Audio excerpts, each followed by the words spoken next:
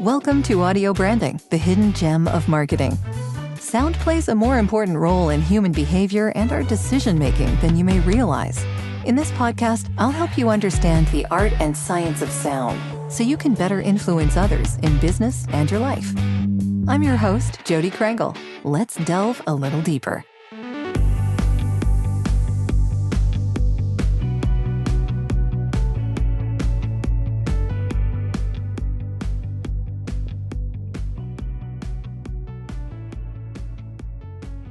Artificial intelligence has come a long way over just the past 5 years. It can hold conversations and manage social media, it can create art and edit videos, and it can even write blogs, though not this one. Every aspect of our lives has been touched by AI in one way or another, and that's particularly true for sound. While many podcasters, including some of my guests, now use AI tools for research and sound editing, it's also front and center in sound, from cloning voices to writing its own songs. Royalty-free music is already starting to give way to copyright-free AI music, and a variety of powerful audio content generation tools are scheduled for release later this year. But can computers replace human composers? Will listeners be able to tell the difference? And how did we get from vinyl records to virtual music? It may seem hard to believe, but the very first song written by a computer is older than cassette tapes. The Illiac Suite, or String Quartet No. 4 as it's officially named, was created in 1955 using pioneering techniques still found in AI today.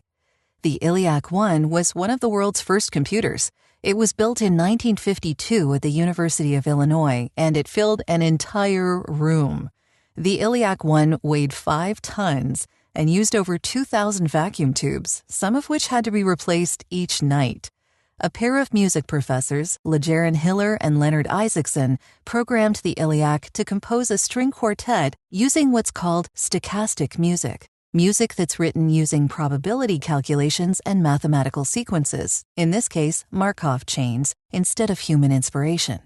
Here's a portion of the world's first computer-generated song programmed in 1955 and released 2 years later.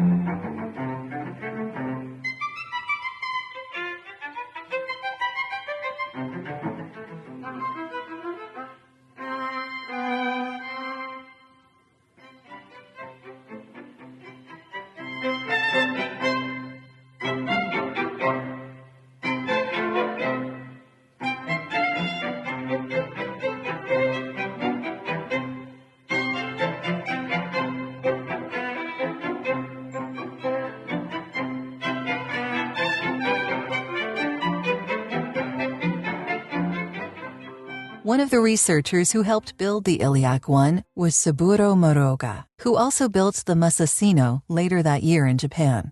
And as it happens, another breakthrough in computer-generated music would emerge from Japan exactly 50 years after the Illiac Suite's release.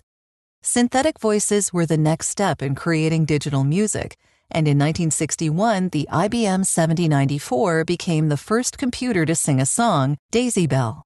Another computer voice that could sing was called Perfect Paul, and it was one of the voice settings on 1983's text-to-speech DECtalk device. This is the speech synthesizer Professor Stephen Hawking used in his later years, and it was based on the voice of MIT researcher Dennis Klatt. The next decade brought us Auto-Tune, which can digitally modulate singing voices in real time and has become, for better or worse, a staple of pop music. These developments all came together in 2004 as Vocaloids, synthesized voices that can talk and sing with perfect pitch. The most famous of them by far is Krypton Future Media's Hatsune Miku, a second-generation Vocaloid who debuted in 2007. While there have been 4 more generations and many more voices since then, Miku is the one who captured the public's eyes and ears. Arguably the world's first virtual celebrity, she's opened for Lady Gaga, put in a holographic appearance at the 2024 Coachella Festival, and just wrapped up her latest Miku Expo World Tour last December. If you'd like to hear and see her performance live on The Late Show with David Letterman back in 2014, you can find a link to the YouTube video clip on my blog. And there's a sample of the audio for you to listen to right here.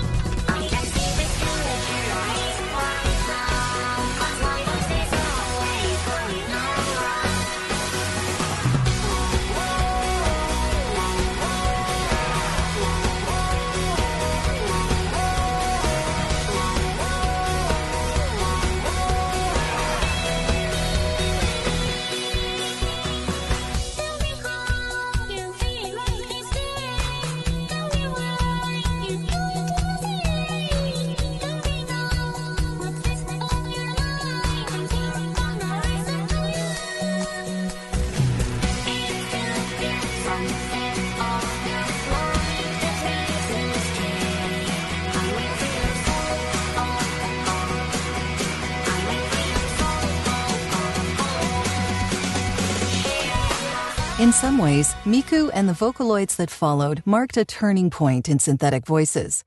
Older synthesizers like Perfect Paul and Microsoft Sam couldn't be mistaken for an ordinary person, but Vocaloids came closer than anything before. So close, in fact, that some music critics have said they fall into a sort of audio uncanny valley. They sound almost, but not quite, human. Are you enjoying this podcast? If so, it would really help me out if you'd give it a review. The best place to do that in written format is at the bottom of the audiobrandingpodcast.com page. And if you want to do that in voice format, there's a link in the ending paragraph at the top of that same page. I would so appreciate that. It helps me to know what you'd like to hear more of and why you're listening in the first place. As podcasters, we rarely know who's actually listening, so it helps me to know that I'm not just speaking into the void. Thanks for that. And now, back to the show. Now it's the year 2025, and AI has taken the stage. It's talking, singing, composing, and even creating whole new kinds of sound.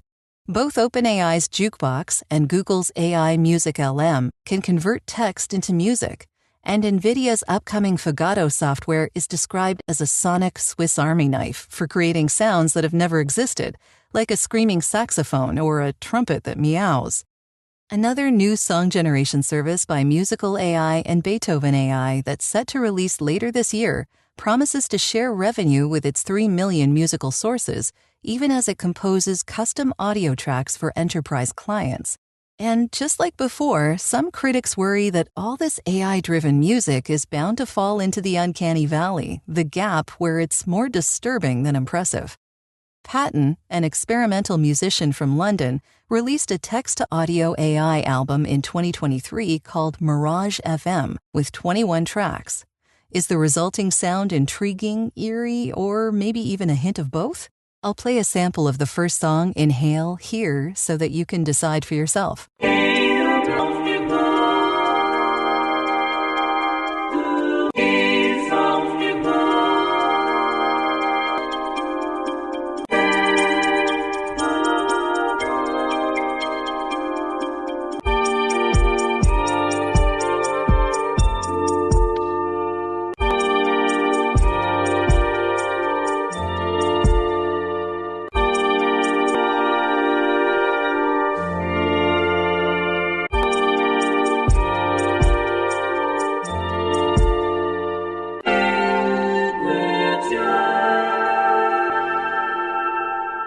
A series of studies in 2019 by audio companies Veritonic, Amper Music, and Tidio discovered that listeners often don't trust themselves enough to recognize machine-generated music.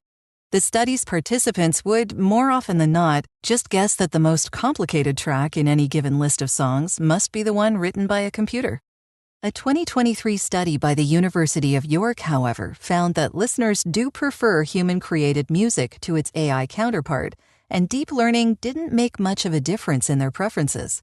Old-fashioned computer compositions, the sort that ILLIAC I might have written, scored about the same as the latest models, and none of them did as well as music written by a person. Even when listeners don't believe they can tell the difference, There's a genuine emotional element in human music that's still lacking in AI sound. We might not be consciously aware of it, but we do sense it. There's always the worry that AI could replace human artists, that it might become better than us or just crowd us out of the market. But it also has the power to help unlock our imagination and empower creators, whether it's a young songwriter who can use a Vocaloid on their album or an artist or writer who can use AI to transform their creative visions into melodies. And human music isn't going anywhere just yet. As Patton puts it, making music that feels like something, people find that quite difficult to do. There's no formula for a piece of music that people find touching. Likewise, our human voice is the sum of our lived experiences, and computers just don't have that. Not yet, at least. Well, that's the end of this episode. Thanks for listening. And if you like what you heard, why not tell a friend about this podcast? It's available in all the usual locations. Until next time.